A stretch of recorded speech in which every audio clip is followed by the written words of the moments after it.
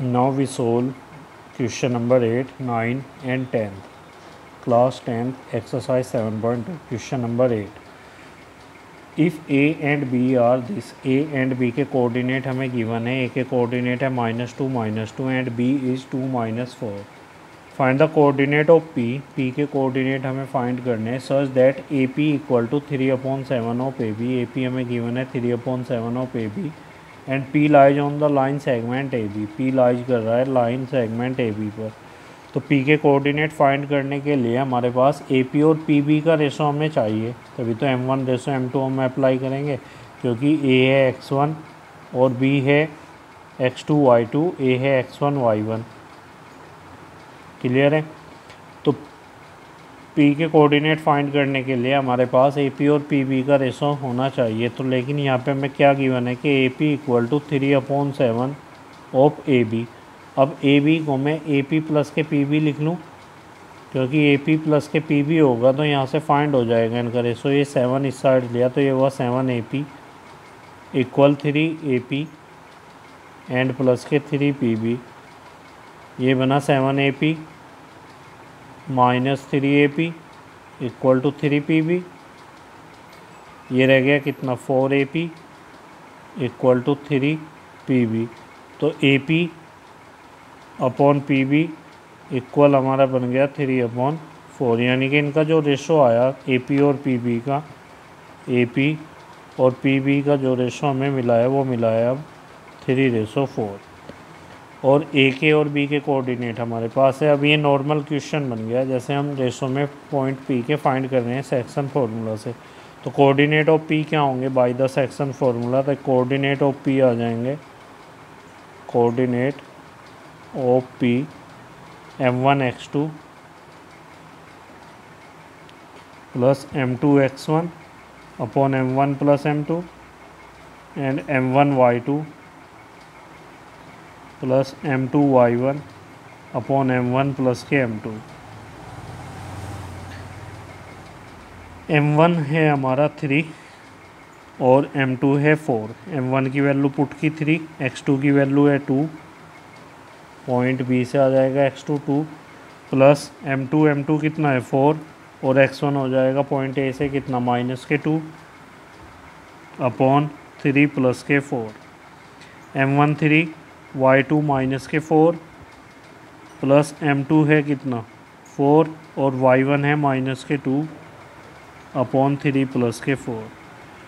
तो ये बन गया 3 × 2 कितना होगा 6 माइनस 4 2 जा 8 अपॉन 4 3 7 एंड माइनस के 12 और ये हुआ माइनस के 8 और अपॉन 7. तो ये बन गया हमारा क्या 6 माइनस 8 माइनस के 2 अपॉन 7 और माइनस के 20 अपॉन 7. तो ये कोऑर्डिनेट हमारे P के कोऑर्डिनेट ये मिले हमें. ये इसका आंसर. क्लियर है, समझ आया. सबसे पहले हमने क्या किया, AP और PB का रेशो हमें चाहिए. तो उसके लिए हमने AP और AB का रेशो हमें गिवन था. ये AP इक्वल टू 3/7 AB. तो AP अपॉन AB का रेशो है. AB को हमने AP प्लस के PB लिख लिया, वहाँ से AP और PB का रेशो फाइंड कर लिया. फिर सेक्शन फार्मूला अप्लाई करके P के कोऑर्डिनेट फाइंड कर लिए. Now we solve question number 9. Find the coordinate of the point which divide the line segment joining A and B into 4 equal part. ये A के coordinate given है, B के coordinate given है. तो इनको 4 equal part में कितने point divide करेंगे. सपोज कर लीजिए 3 पॉइंट होंगे में P Q एंड R. उनको हमने P Q and R suppose कर लिया. तो P 1 part 2 part 3 part 4 part. तो 4 पार्ट हो गए इसके. तो P के लिए 4P के लिए हमारे पास 1 पार्ट इस साइड है और 3 पार्ट इस साइड है. तो रेशो हमें लेना है 1/3. और x1 y1 हमारे पास होंगे same to same A -2 and 2. तो ये x1 ये y1, B है 2 8, ये x2 ये y2 और ये M1 M2 P के लिए. तो कोऑर्डिनेट ऑफ P क्या आएंगे, कोऑर्डिनेट ऑफ P होंगे M1 x2 प्लस के M2 x1 upon M1 plus के M2, फिर M1 y2 प्लस के m2 y1 upon m1 plus के m2।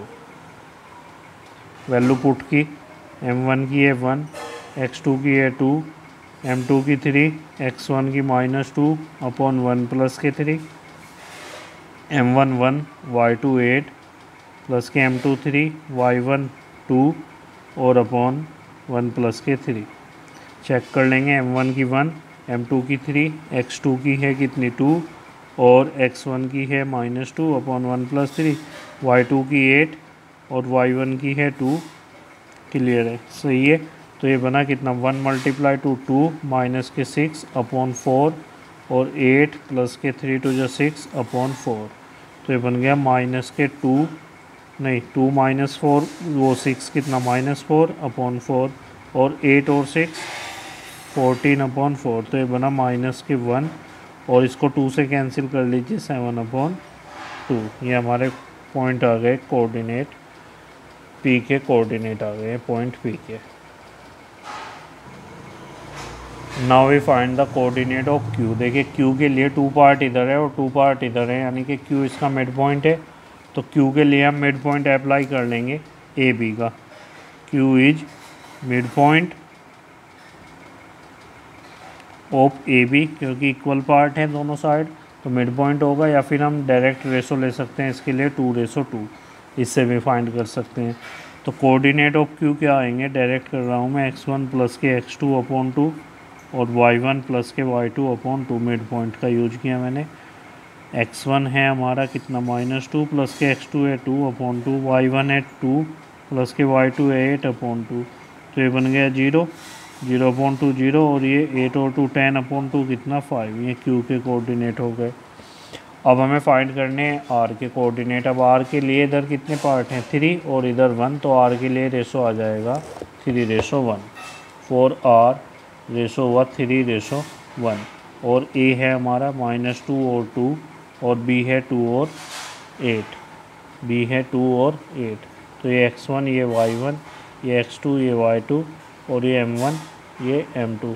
तो पॉइंट आर के कोऑर्डिनेट क्या हुए, m1 x2 प्लस के m2 x1 upon m1 plus m2 और m1 y2 प्लस के m2 y1 upon m1 plus m2।